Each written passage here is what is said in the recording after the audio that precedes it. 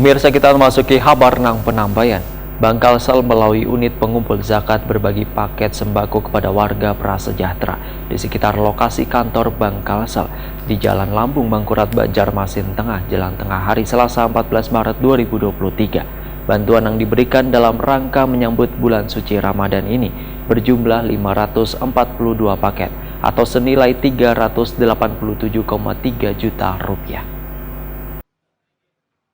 Bangkalsel melalui unit pengumpulan zakat berbagi paket sembako kepada warga prasejahtera di sekitar lokasi kantor Bangkalsel di Jalan Lambung Mangkurat, Banjarmasin Tengah, Jelang Tengah hari Selasa 14 Maret 2023. Bantuan yang diberikan dalam rangka menyambut bulan suci Ramadan ini berjumlah 542 paket atau senilai 387,3 juta rupiah. Bantuan secara simbolis diserahkan PLT Direktur Utama Bangkalsel Fahrudin, didampingi Direktur UPZ Bangkalsel Muhammad Fajri Muhtadi beserta staf Wan Kepala Divisi Sekretaris Perusahaan Suryadi kepada Asia selaku perwakilan warga Belasung RT 003 RW 001 Banjarmasin Tengah.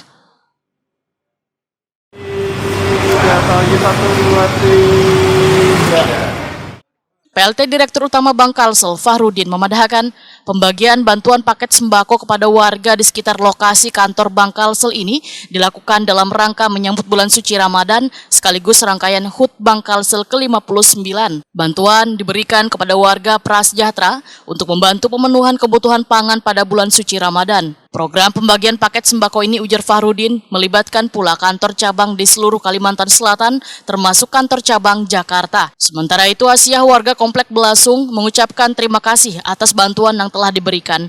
Wan berharap Bangkalsel diberikan keberkahan, Wan senantiasa selalu menjadi bank kebanggaan warga Kalimantan Selatan.